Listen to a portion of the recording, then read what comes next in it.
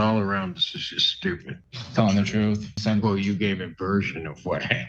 What I've done these last 2 weeks, it really hit me hard Thanksgiving morning when I woke up and realized that I wasn't going to be able to see my kids for the holiday. Did you really think I was going to buy your story? I'm going to be honest with you, no. Then why'd you keep doubling down? I don't know.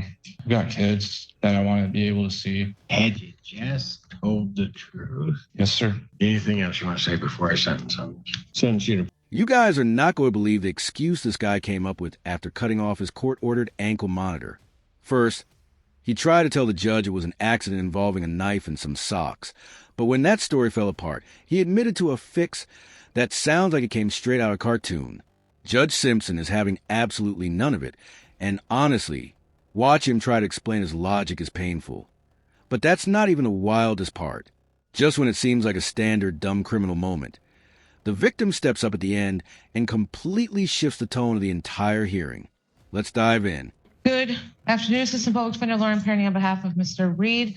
Mr. Reed, state your name for the record, please. Timothy Reed III. This was adjourned out due to a bond violation for a tether tamper. I am asking the court if Mr. Reed can plead no contest to that for potential criminal and civil liability. I'm not going to have no problem. I will not have a problem with a no contest plea to the violation, although I have some concerns that there is not an admission as to what he may have done in this particular case, because initially I was receiving information that he had not cut the strap, but... I'll tell you, Mr. Reed, I think is ready for that. My advice to him is a no contest plea because of the liability. He was informed when the tether was placed that if he tampers with it, he can be charged. I know Your Honor have seen people be charged. So that's my concern right now, is with the potential of that. Okay,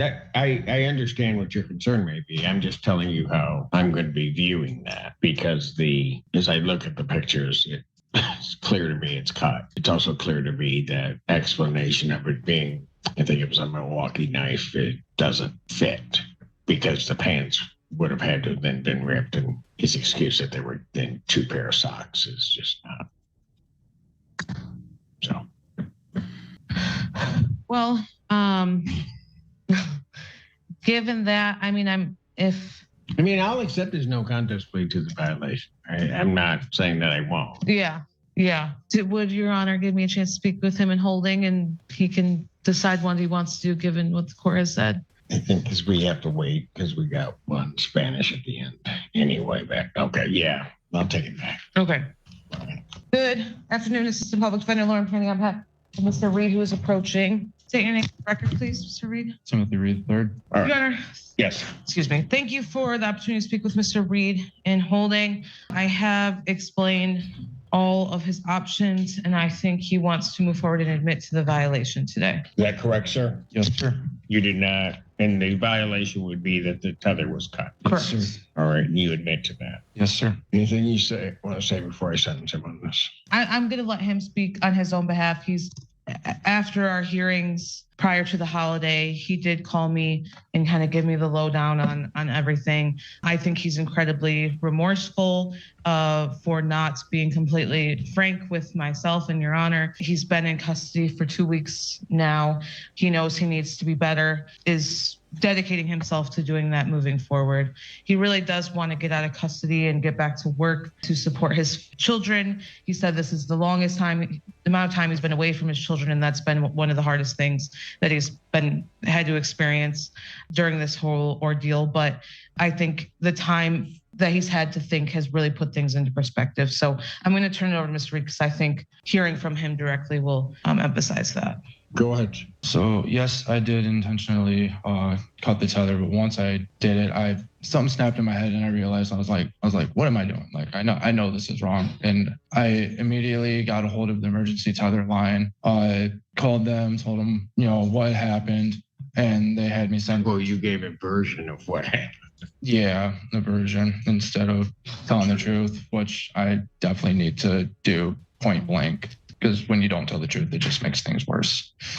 I did send pictures in. I still went to community corrections the next morning to get a new tether and still showed up to court. I've definitely had a lot of time to reflect on what I've done these last 2 weeks. It really hit me hard Thanksgiving morning when I woke up and realized that I wasn't going to be able to see my kids for the holiday. And then I called my sister to ask if the kids were going to be at my family's Thanksgiving. And then when I found out that they weren't and I wasn't going to be able to talk to them that day, that also hit me really hard. And realizing that I don't take accountability for my own actions and actually do what I'm supposed to, it's never going to get any better. Did you really think I was going to buy your story? I'm going to be honest with you, no. Then why'd you keep doubling down? I have no idea, sir. I mean, I'm looking at the cut on it, and I had it pretty much figured out.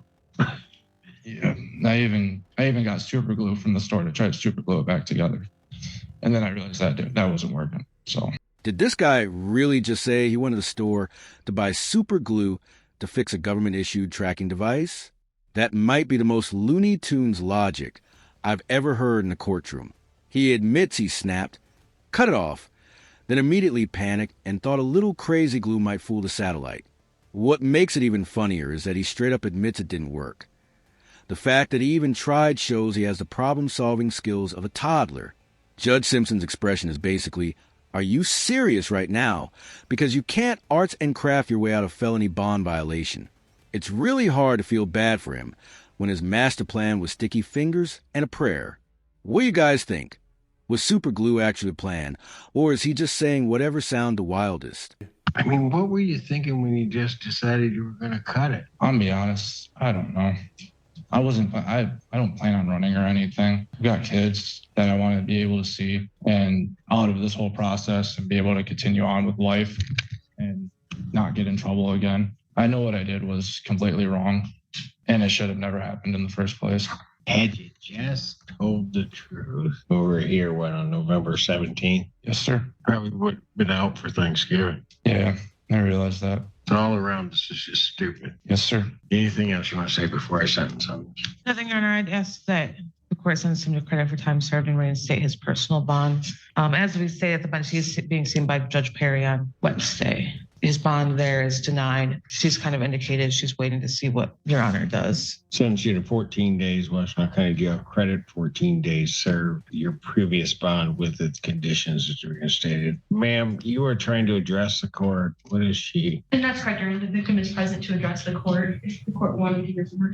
Yeah. What are we going to do on this? I'm asking set for final settlement. Are you going to be ready Friday? We asked for that date if the people will be ready, but I know it's. All right. Then I'll set jury final settlement conference. What do you say?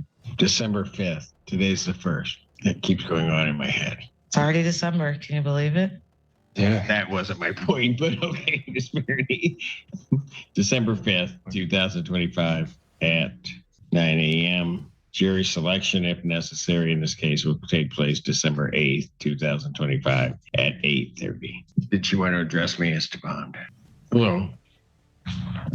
Just wanted to let you know because he's been in Can jail. you state your name? Oh, sorry. Rosa Bannock. Yes. I'm going to try not to cry because I am in that state right now. But because he's been in jail, I have lost my job. I really just hope that you can release him. And I've also been sick for like the last 2 weeks. My kids have been obscenely misbehaving because they miss him. And my daughter has a neurodegenerative disease, doesn't understand what's going on. Her speech has gotten worse. It was getting better. Okay, this just took a really dark turn. And honestly, it's heartbreaking to watch. We went from laughing at the superglue story to realizing that his stupidity is literally pushing his family into homelessness. His mom is standing there talking about a neurological disease, losing her job, and having zero support, all because he couldn't keep a monitor on his leg. What makes it even more frustrating is that he's the one who messed up, but she's the one paying the full price. She even describes him as manic, which explains a lot, but it doesn't change the fact that she's drowning while he's sitting in jail. It really drives home that sentencing doesn't just punish the defendant, it punishes everyone around them too. Do you think the judge should release him just to spare the family, or should the consequences stand? I'm honestly torn. And I just need him released so I can work and pay rent. I understand that, but you also understand how it turned out that he ended up in custody. Yeah, that's his decision. I mean, that was his. No, Oh, that. No, anyways, but seriously, like, if I become homeless again, dude, because I can't pay rent, the only way my kids can be safe and still be able to go to school, because shelters are probably full right now, is that he goes back to his sisters, because we have a great co-parenting thing where he takes them on the weekends. His sister already agreed, because she knows the situation, to take the kids, but he has to be there. I have no help. My dad's in Serbia. My mom's unreliable. My car has been broken down for months now. I don't have anywhere to go with my kids. I can manage myself, but I can't manage myself with my kids because I don't have any support. I understand. And quite frankly, back on the 17th, I wish I hadn't had to do what I did. And I think he, at this point, has learned. He is pretty, I think he's just manic, and that's probably why he did that, to be honest. What? Manic. He has bipolar. Well, all right. Okay. I'm being serious. Well, he's going to get out. Okay. Okay. Can it be before Friday? Getting out of jail? Yeah. Well, I was going to let him go today. Oh. You want me to keep him till Friday? No. No. I ended up getting a new job. It's only part-time, but I work Friday, and they don't go to school on Fridays. I sentenced him to 14 days, credit 14 served, Okay. stated his previous bond conditions. Thank you. All right. I really appreciate it. He will be out as of today at whatever point the jail releases him. Okay. Okay. I really appreciate it. I'm serious. Not a problem. All right. I'm just stressed. Yes. All right. Take care. That hearing was a complete roller coaster. It started off ridiculous and ended up genuinely sad. At first, it's easy to laugh at a guy who thought glue could fix a GPS tracker, but then you see the real-world fallout from that split-second decision. Credit to Judge Simpson here. He showed a lot of grace by releasing him for time served, and it seems clear he did it because keeping him locked up would have only hurt the mother and kids even more. It's a brutal position for a judge. You have to enforce the law, but you don't want to be the reason a sick child ends up in a shelter. This defendant is incredibly lucky to have people fighting for him, but he really needs to get his act together before he runs out of chances. What do you think? Did he get off too easy, or was this the right call for kids? Thanks so much for watching. And make sure to like and subscribe if you enjoyed the video.